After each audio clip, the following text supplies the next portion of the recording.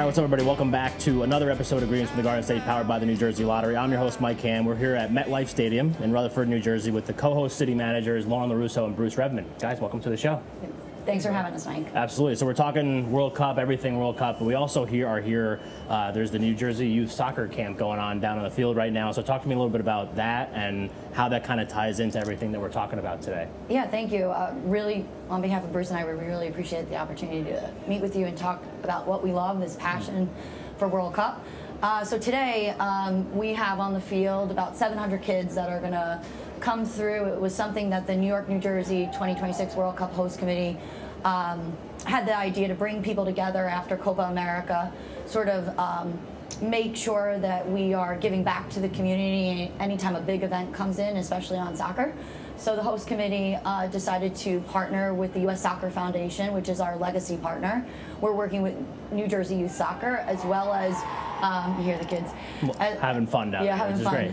As well as the YMCAs in New York City and New Jersey, to partner with them to bring in kids to kind of get an experience unlike any other. Messi just played here last night, and they're playing on the same field as him. It's really incredible. We were just talking about that, Thomas behind the camera, so we'll shout out Thomas too, off camera before, like, the Copa America just was here last night, and like now kids are playing on the field, and like just that whole relationship and kind of how that works here is really cool to see, and it's definitely not lost on what we're talking about. So let's talk about the host committee a little bit, because I think it would be cool for people that are listening to the show, to learn a little bit about what the host committee is and what you guys do. Bruce, if you want to take that one. And I'll echo what Lauren said. Delight to be with you guys. Absolutely. This morning. Really, at the end of the day, everything flows through the host organizing committee. We formed a year ago, a little over a year ago, but Laura and I have been working together for almost 4.5, 5 years, but officially became a host organizing committee in April of 2023. At the end of the day, everything that you see in the region, obviously we don't control the pitch, the teams, the nations that make it, but everything from transportation, security, marketing, media, commercialization, community events originates at the heart of what we do. It originates from the host organizing committee. Yeah, and you talked to me also a little bit about the relationship between like the New Jersey, New York side, because obviously like we talk about New Jersey, it's Greetings from the Garden State, that's what we do. But obviously we understand what the relationship is and why that was an important piece in getting not just World Cup games here, but a final here as well. So talk to me about that relationship and working together and all that. Sure. Go ahead. I'll start. Okay. We would not have been awarded the finals had we not had 3.5, 4 years of already strong working relationships. I'm really proud. If there's anything that I can really feel good about, and I think I can speak for Lauren, is that we have set the bar high of how to work together across the river when you have a unified purpose. And we brought together the best minds in all areas of marketing, media, tourism, business, security, traffic, security, transportation, to show FIFA that this is the only place where the finals could be. And honestly, FIFA does themselves, I feel, a great service by hosting it in a region that knows how to host great big events. But the cooperation started with the State of New Jersey, City of New York, understanding what was at stake, egos aside, and we were successful. We have a lot of work, but we were very, very successful. Very proud of that. Absolutely. I think something sort of special happened with the World Cup. Always New York and New Jersey are working together 365 days. 24/7, always. We're sort of very intimate family. You either work or play or live in one or the other. And so World Cup, though, brought our city government, our community, our business leaders together in a way that transcends. And that's really what World Cup does. Bruce and I have talked about it before. World Cup is a celebration of neighborhoods. And really, it is the coming together for us of New York and New Jersey in a very unified manner that elevates the two of them in a way unlike any other event we've ever done together. In 2026, you're looking at the biggest event ever to happen in the world. Not only soccer, the biggest event. We have 3 countries, 16 host cities, 11 in the United States, 104 matches. 8 of them played here, including the final. And on that day, July 19th in 2026, we'll have 3 billion people looking at this place. It's really, when you start to think of it in that scale, I can't even wrap my head around numbers like that, you know, but it's really impressive. And like we were just talking, or we will talk, you know, in the future, but with Steve Sansonese, who runs the facility here, and just talking about how, you know, obviously the Super Bowl was here 10 years ago, and there's obviously big events that come through here we do big seemingly things. every day. Things, yeah, we do big things here, but it's not even, it's like just scratching the surface almost when you start talking about a World Cup final and just World Cup games in general.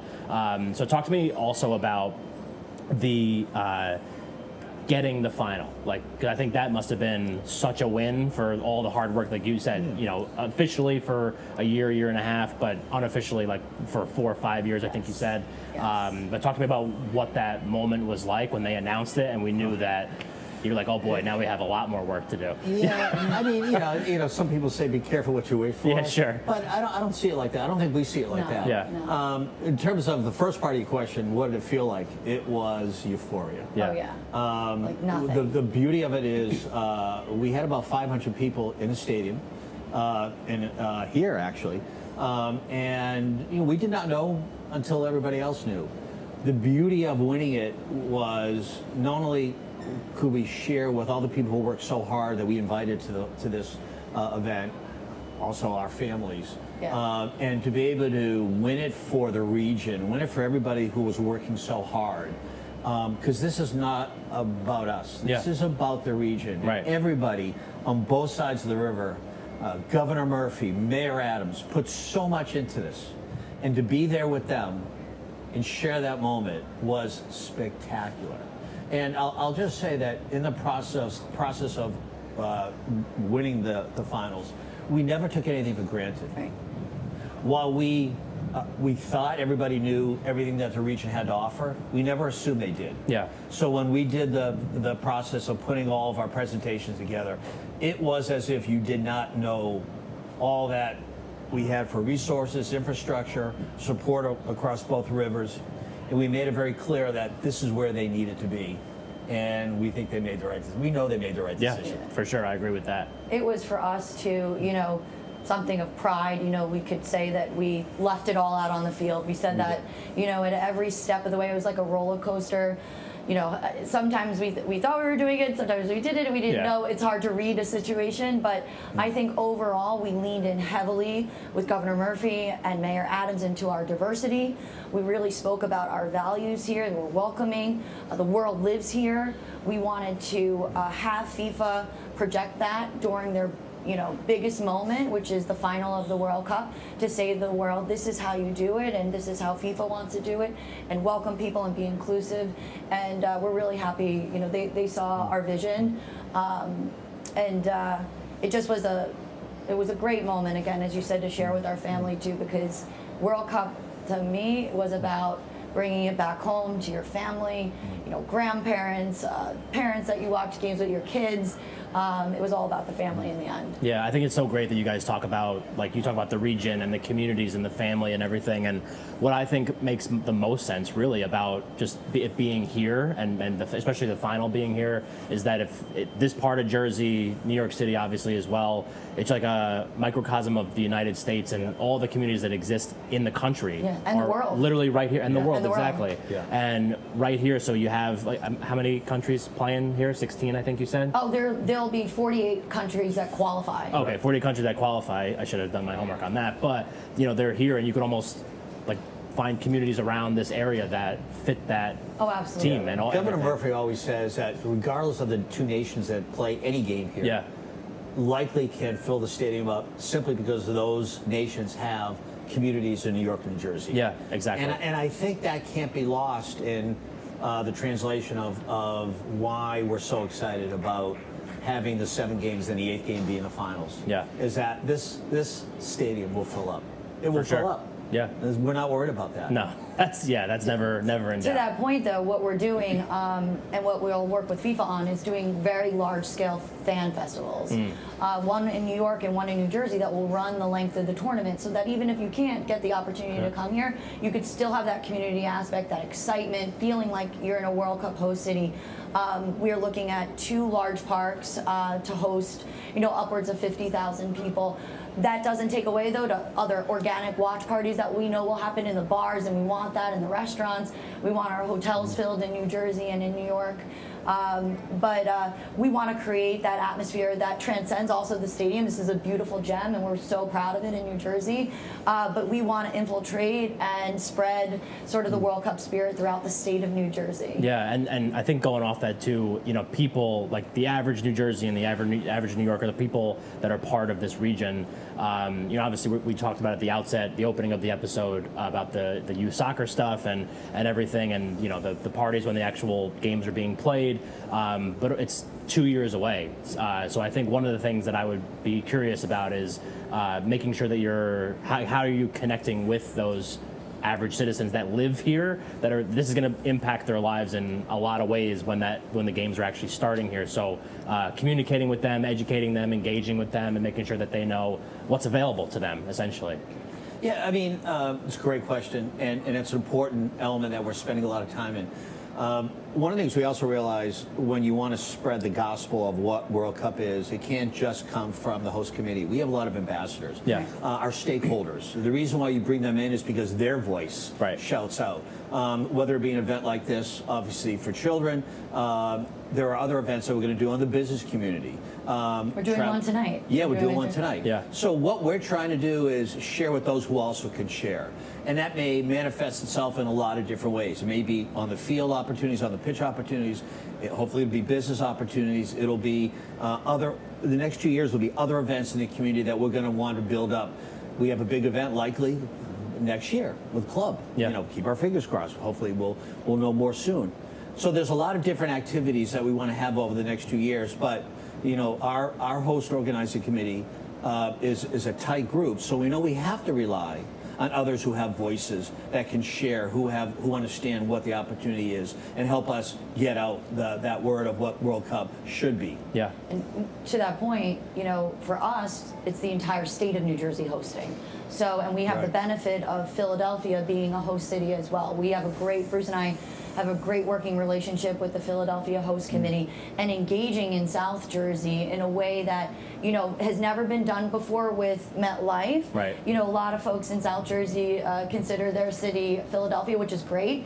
We want to make them also feel a part of our hosting at this stadium, but also, take advantage of Philadelphia. And so we work with all the tourism boards, the chambers in South Jersey, as well as throughout the state, to kind of think through how we're going to make this come to life for them. How are the businesses going to engage? How are we going to do downtown watch parties? And what can we also do in community programming, education, arts, culture, and tourism that we can take advantage of for not only the North Jersey part and obviously New York City, but Central and South New Jersey as well.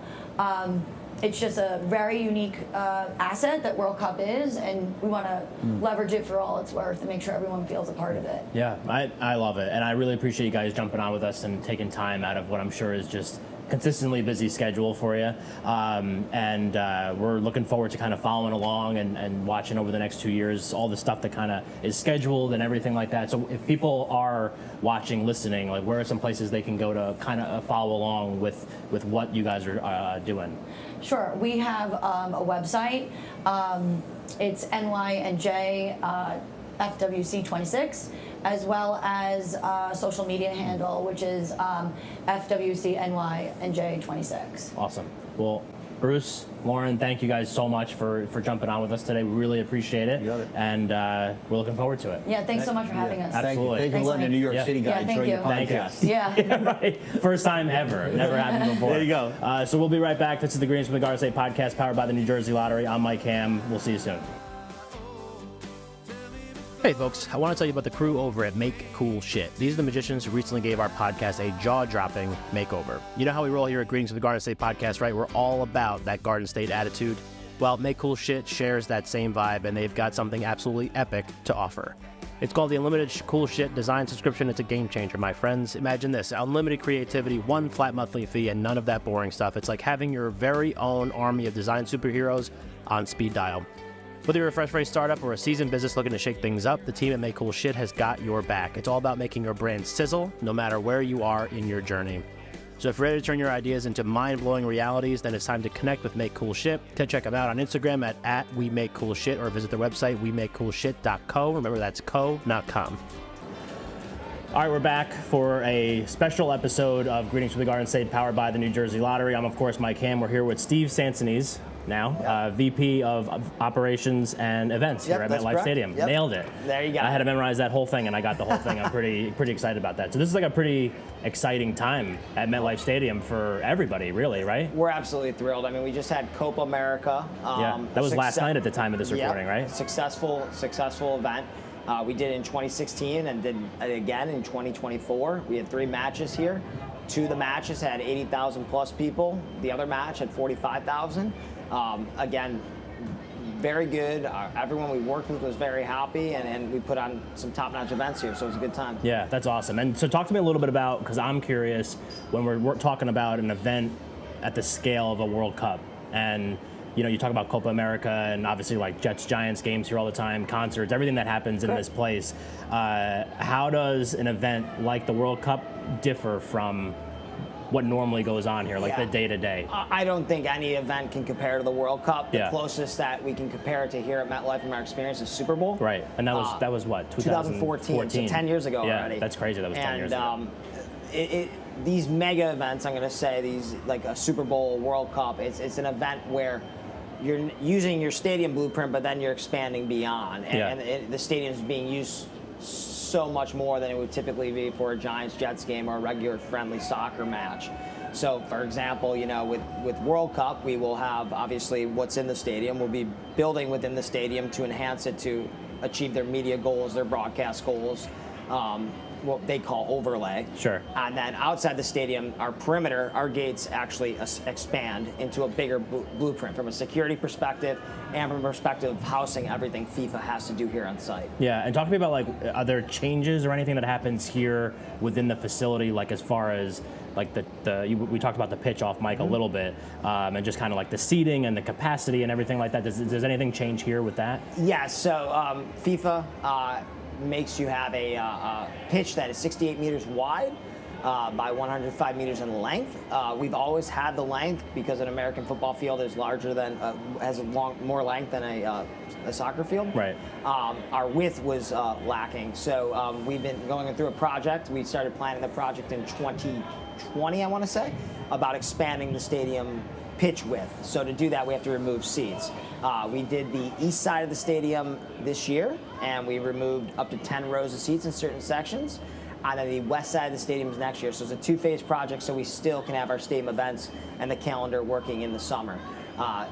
And that will be done in May of 25, and we'll be ready, obviously, for World Cup in 26. Yeah, and talk to me a little bit about, too, all these projects that you're working on now, but obviously, I mean, there's still 2 teams that call this place home. There's concerts, there's everything that's happening, kind of juggling those 2 things together and making sure that people that are coming through the stadium for those events over the next 2 years really are still having a prime experience when they come through here. Of course, so we're one of the busiest teams in America, if not the busiest, with our event schedule. And to obviously accommodate that event schedule, we have to do construction projects and things like that around when we typically have events. So we've gotten to a really good routine so far the past few years with the construction projects. And what we do here is have NFL football in the fall. The minute our NFL team's season is over, that's when we do our construction schedule. We've been working with our contractors to make sure construction is completed by April or May. And that allows us to have our summer event schedule. But it doesn't also stop us from having other events. For example, with the NHL Stadium Series here in February, and we were able to shut down construction for 2 weeks, hide the construction zone. We had a huge hole in the wall on both sides where we demoed to do the FIFA expansion. We scaffolded over it, hid it, put some nice signage on it, and we were able to have an event.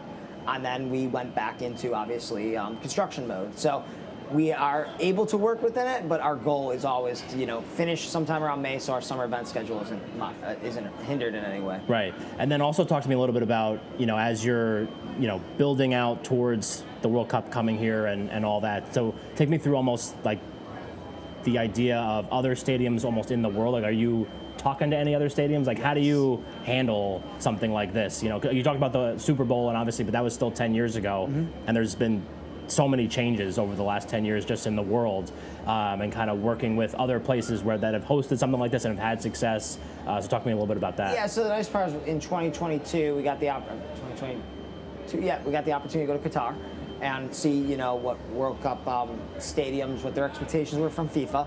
So that was a good blueprint on what they would want for their overlay and how they'd be building out their stadiums. All American stadiums have been going through this process now since I want to say 2018. That's when we first, got into the host city agreements, and sites were selected in 2022 as well. So we've had a lot of time to talk with each other and see, how far do you have to expand? What do you have to do? How are you building this out? How are you doing your pitch? Certain things like that. Certain American stadiums like us were a synthetic turf field, so we had to build a completely new grass field on top of the FIFA World Cup. So we talked to other artificial turf stadiums to compare how they're doing that. The newer football stadiums are usually a little more narrow with their pitches or their fields, because the NFL experience is a lot shorter of a width of the field, so and the stadiums are built a little different. So the newer stadiums like us, Dallas, SoFi in Los Angeles, I think we're experiencing the same, I don't want to say problems or issues, but topics to talk about when it comes to we need to enlarge our width and everything, because we don't have that space, because we have field level clubs, they have field level suites.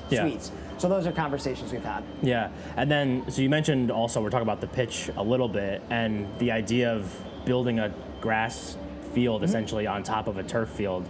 Like, that's got to be like a whole project type of thing. Yes, it is. Basically, we've been researching this since 2020 as well, and we reached out to one of FIFA's consultants for pitches, and basically said, what have you done for past World Cups? And how do you build from scratch? And then they've given us a good blueprint, and what we have to do is basically build on top of our synthetic. That consists of building, putting our concert flooring down, and then building a layer of what we call geocell, which is, think of a big plastic pallet. Yeah. And that allows in that pallet irrigation and vacuum ventilation to go through, which FIFA requires for their pitches. And then above that geocell is what we call the root zone, and that will be about 8 to 10 inches of root zone matter, which is basically sand and organic matter that consists of, we'll call it soil for easy purposes. And then on top of that's where the turf goes. And again, once that turf goes down in late April, early May of 2026, the field will look like a fully functioning grass field that will not be an overlay to like what you saw at Copa America. Yeah, and also talk to me a little bit about, from going back almost to the visitor, the guest here at MetLife, and obviously, like, if they've been to, I've been to concerts here. I'm coming to Kenny Chesney in August, and like been to Giants games before and stuff.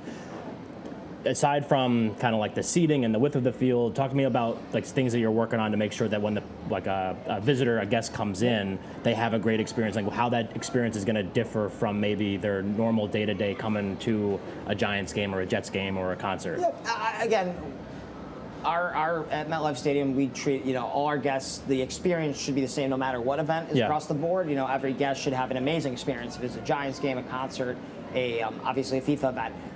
I would say the amenities for certain events will change with what the event wants to do and host. For FIFA, they have a big, they're going to have a huge brand activation area on the parking lots. They're going to have corporate hospitality. They're going to have specific hospitality that's sold to certain fan groups that is done in these big, what I would call giant compounds that we're doing in the plaza that have tents and structures that are built specifically for that. Within the stadium, they will use our clubs for their hospitality experience as well, and they'll bring in different things. So you'll see that. Again, I would say just from the fan perspective, their experience isn't changing because it's a great experience all around no matter what. It's just their options of what FIFA may offer may be different from what the Jets or Giants or a concert might offer for different amenities to do during the game. Yeah, for sure. Match. And then I also think it's interesting to, and like this will kind of be the last question before we wrap up, but the final, I think, is such like a huge thing for an area like this to get, and I think it really speaks to like the quality of the experience and what you guys do here. Is there anything that like differs? Like is it kind of building up for those initial matches and then the final? Talk to me. Is there any like differences there? Yeah. So for the final, obviously, it is a unique experience in being the final for the FIFA World Cup, and what I'm going to say is their footprint is just a lot larger than you might have at a group stage match. So you're going to have much more area for international press. You're going to have much more area for broadcast, which requires killing seats and building different things around the stadium. You have to expand the press box. You have to do things like that. The hospitality experience outside will be much larger. The brand activation will be much larger. We'll have ceremonies. We'll have, I don't know 100%, but I believe they'll have entertainment in the form of a concert that they'll have on the pitch pre or post match of the final. So there's just a lot more that obviously goes into it. Think of like the Super Bowl versus maybe a first round playoff game in the NFL. Right. So it's going to be a lot, but we're very excited for it. Yeah. Oh, I'm excited, and I think this is great. So I really appreciate you jumping on with us and taking some time out of what I'm sure is a busy, like every day now. Oh, my pleasure. Yeah, awesome. So thank you. Yep, thank you. And this is the Greetings from the Garden State podcast powered by the New Jersey Lottery. We were just here with Steve Sansonese, the VP of Operation and Events at MetLife Stadium. I'm Mike Ham. We'll be right back. The Mayo Performing Arts Center is the heart of arts and entertainment in Morristown, New Jersey. MPAC presents over 200 events annually and is home to an innovative children's arts education program. To see MPAC's upcoming schedule of world-class concerts, stand-up comedy, family shows, and more, head to mayoarts.org or just click the link in our show notes. All right, we're back for our third and final segment of this episode of Greetings from the Garden State, powered by the New Jersey Lottery. We're here with Jim Kirkos, who is the CEO and president of the Meadowlands Chamber of Commerce. Yep. So, Jim, welcome to the show. Thanks for having me. I'm excited about this. I'm excited too. So we had Lauren and Bruce and Steve already on the show, and we kind of learned from the host committee side, from the facility side. But I'm really excited to talk to you because what this show is really all about, and has been since its inception, is community and like the people that live in a specific area, the local businesses that exist in that area. So talk to me, let's just kind of do, Meadowlands Chamber is more than just a chamber of commerce. So talk to me a little bit about what it is and what else you guys do beyond that. Well, first of all, let me tell you that I'm really happy you used the word community because we're all about community. Yeah. The Chamber of Commerce, we're 50 years old, and we represent what I call the greater Meadowlands region, 20, 30 communities outside circumferencing the sports complex. Yeah. And so over the years, as a business organization, we represent businesses for economic development and economic growth, traditional Chamber of Commerce, but we also operate a tourism bureau called Meadowlands Live Convention and Visitors Bureau. And our job is to market the region as a destination and highlight all the great aspects of the destination, where to play, where to stay, where to eat, where to shop, where to have fun. And that's our role. So it doesn't get any bigger than we're talking about World Cup 2026 coming in here to accomplish all of that. Yeah, for sure. Were you as part of the chamber when the Super Bowl came through here? We were. As a matter of fact, I'm going to age myself a little bit now, but I was part of the host committee in 1994 when we hosted the first committee as a business owner and as a member. I was in business as a member of the Meadowlands Chamber of Commerce. And then now, during Super Bowl, we were part of the host committee, and as we are now with the New York, New Jersey host committee for World Cup. Yeah, talk to me a little bit about what you guys are doing almost for businesses in the area. You talk about all the stuff that kind of is going on around this, and I think one of the big things too is looking at local businesses as well, because obviously it gets like a lot of national attention, but almost preparing local businesses for what's to come. Because I think even if you think you're prepared, I don't think that you are. You're absolutely right, and I think that we've learned a lot of lessons over the years. Yeah. From '94 and then all the other major events that come here, including Super Bowl, and we've learned that we can, as a community and as a state. I'm a Meadowlands guy and I'm a Jersey guy. We love that. Right? We need to make sure we're just not sitting around waiting for business to come to our local communities, expecting that that's going to happen without us doing anything. Right. That's false. Yeah. Right? We need to be proactive. We need to start right now. I feel it's our responsibility as a business organization to enlighten our business members, enlighten our local communities, that, especially those that have beautiful downtown districts with eateries and places to shop. We need to showcase. This is a we won't get this opportunity again in my lifetime. Right, to be able to do this. And so we really want to do everything we can, get creative about showcasing and branding and making sure that those visitors that come to see World Cup from all over the world get to know all the great little places and all the great little communities we have in this area. Yeah, and talk to me almost too about the relationship, like we just talked about how we had Lauren and Bruce on at the beginning of the episode, and kind of the relationships between the host committees and the stadium here and everything, and making sure that those relationships are symbiotic and there are opportunities for collaboration or education and awareness and everything like that. Like, because we talked also that this is 2 years away, and it's one of those things where because it's 2 years away, I think sometimes people are like, that's 2 years away, we'll figure it out. Oh, no, we're but working. This is nonstop, round the clock, really. Absolutely. We're working right now. We have active committees on the membership side. I have active committees on my board side. We're creatively thinking about how to do this. And I feel like we should be a conduit of information from the host committee to the community and to our members to make sure they're fully aware of everything that's going on and fully aware of what they can and can't do. Right. So, and I've shared this with Lauren and Bruce and others, that we will always wear two hats. Right? I will wear two hats. I will do everything in my power to help the stadium, as we always do, bring big events here. Sure. Because it's impactful. 100%. I will help the host committee in any way possible. At the end of the day, my real responsibility is to our members and to the local communities, right? And so we want to make sure we're activating all that we can, especially in those local communities. So we will be great collaborators and get great partners. And up until now, I have to tell you, things are really different with World Cup than in past big events. And I don't want to disparage any past big events that took place, especially like Super Bowl. Yeah. But New Jersey and the host committee so far has been open arms in all their collaboration, and I expect it to be the Governor Murphy has been outstanding supporter of this. I think if it wasn't for him, we probably wouldn't have gotten the final to MetLife Stadium. There's probably a lot of reasons that FIFA chose us, but it really is all about that energy and that open arms, and let's do this as a state and a community and as partners with New York. Yeah, you mentioned in that answer too about there are a lot of reasons why FIFA chose this area, this region, to host, especially the final. I mean, games, great. I mean, there's 11 cities I think that are hosting games throughout the World Cup, but to have a final here and everything, I think is super important, and I think speaks to the region itself. And so you talk about like the travel and tourism and the business side of it. So from your perspective, in your world, talk to me about why this is the spot to do a final. So I tell people all the time, looking back even to Super Bowl to now, we are a better destination in terms of what I call destination assets. Sure. Right? American Dream wasn't open.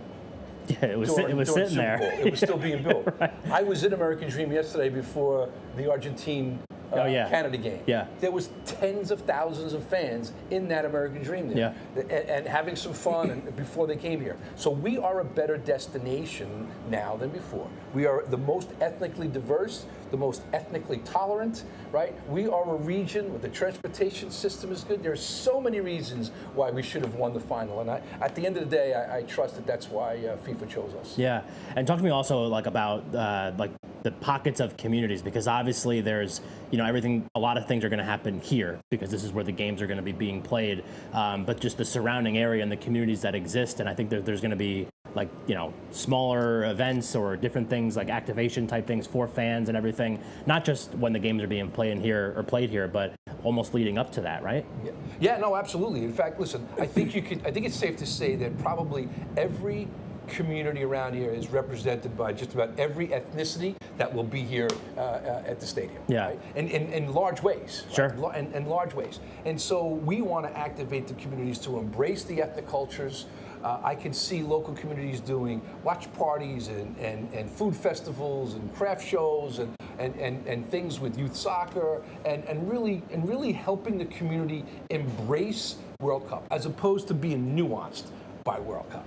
Right? We want people to enjoy the fact that the biggest game on the planet is come to have 8 games right in our backyard. Yeah. And we want to leverage it. There's no bigger opportunity for us to showcase all the reasons. It's a great place to do business. It's a great place to live. It's a great place to visit. All those reasons we have at our doorstep. Yeah, and I think also, and we may have talked about this, but if we did, I apologize. The idea that when all this huge influx of people comes into this area, having the infrastructure around it obviously is important, but also, from just like local business owners and different things like that, and just the education on how to handle that, I think is important as well, right? Totally. We've already started business seminars Yeah. on how to protect themselves with international contracts, how to showcase themselves, how to be better at marketing, digital marketing, social media, how to showcase their businesses. This is an opportunity for small businesses, especially Main Street, downtown businesses, to really raise their game,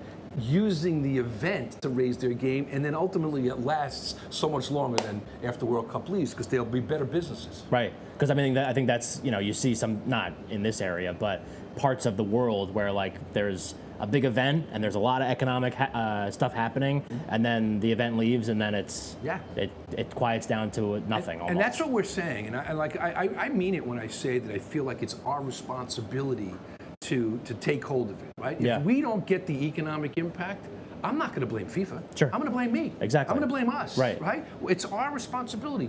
The tool is here, Yeah. right? The games are There's coming. this huge here. opportunity There's huge staring us in the opportunities here face. for us. So what does that mean? That means the state, local municipalities, the local counties, they have to find some financial resources to market and brand the assets that are in their region. Right. We have to do the same, and we have to be smart about telling the story over the next 2 years, so that when we do get that influx of people, they know where to go, where to play, where to stay, where to eat, right? Where to shop, everything that we talked about. Yeah, I love that. And I love, this was a great way to kind of end this, because I do think that what we talked about at the beginning of this segment, tying it into the community and the people that live here and all the things that this region and this area, this specific area, very locally has to offer. I think it's incredible. I mean, like I live in Bloomfield, so it's still within that, like 20 minutes away. Totally. And just knowing what's available to me and being able to pop over here and see what's here, go to American Dream, go to a game, go to a concert, all the other stuff, the downtowns and everything. I think it's amazing. And like, where else really in the world like has that? Here's something that's interesting. We do a lot of surveying of both our members and visitors that come here, and even people that are residents of the area. There are so many times that somebody in Lyndhurst has never been to Hoboken to go to a restaurant, or Jersey City, or Hackensack, or some other bar. People tend to stay in their own little sphere. Right. And it's our job to make sure they're branching out over that, right? And this is a great opportunity for us to not only showcase to incoming visitors that have never been here before, but it's an opportunity for us to show local residents all that there is in their entire region where they live. Yeah. And expose them to some cool, fun things that they can do. Yeah, absolutely. So if people are looking for those cool, fun things to do, they're looking for the education piece of it, they want to know more about the chamber and the stuff that you guys offer, where would you send them to go do that? Yeah, we have 2 particular websites. We have Meadowlands.org, which is the chamber's website, and then we have MLCVB, Meadowlands Live Convention and Visitors Bureau. .com. Yeah. MLCVB has got a great calendar tool. It showcases all the things. We got a countdown clock for World Cup already there, and we're going to be using that as an information center to pass information on to our members and to visitors as to what's happening as World Cup approaches. Awesome. Jim, thank you so much for jumping on with us today. We really appreciate it. Thanks for having me. Thank you to Thomas behind the camera. Thank you to Kate for getting this all set up. And thank you to Lauren, Bruce, and Steve, everyone that joined us on the episode today. This has been a special episode here at MetLife Stadium, Rutherford, New Jersey, about the World Cup coming in 2026. This has been the Greetings from the Garden State podcast, powered by the New Jersey Lottery. I'm Mike Ham. Thank you for listening. We'll catch you next time.